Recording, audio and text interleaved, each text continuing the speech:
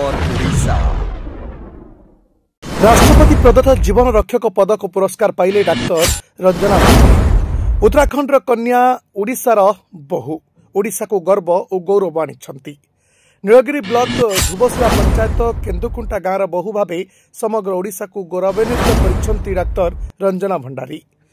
79तम स्वाधीनता दिवस पालन अवसर में ओडिशा सेक्रेटेरिएट सम्मेलन कक्ष में आयोजित कार्यक्रम में मुख्यमंत्री हाथ महामहिम राष्ट्रपति प्रदत्त जीवन रक्षक पदक ग्रहण कले डाक्टर रंजना भंडारी। एभली जीवन रक्षक पदक पाइबा पछरे रही एक लोमहर्षक 2023 मसीह बारिपदा स्थित Raghunath Murmu medical college and hospital में जने वरिष्ठ स्त्री रोग विशेषज्ञ भाव कार्यरत थे डाक्टर भंडारी।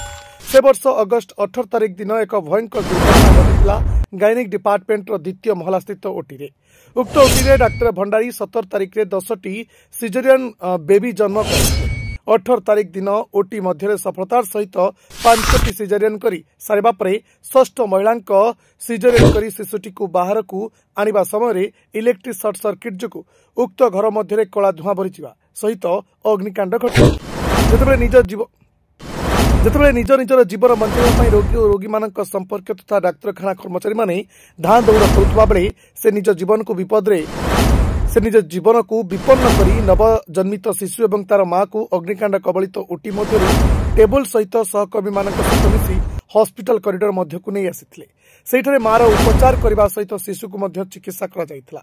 यह एक अकल्पनीय अवर्णनीय जने साहसी नारीर कार्य बोली उक्त घटना तत्कालीन समय विभिन्न खबर कागज रे पृष्ठामंडन करथिला। राज्य सरकार गृह विभाग तरफ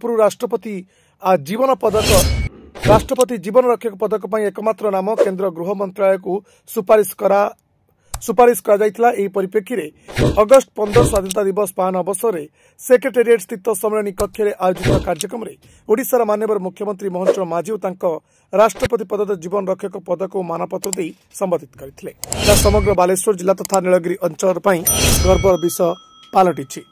नीलगिरी प्रफुल्ल महांती रिपोर्ट, एक खबर ओडिशा। लाइक शेयर कमेंट और सब्सक्राइब करंतु। आपण माने देखुछंती एक खबर ओडिशा।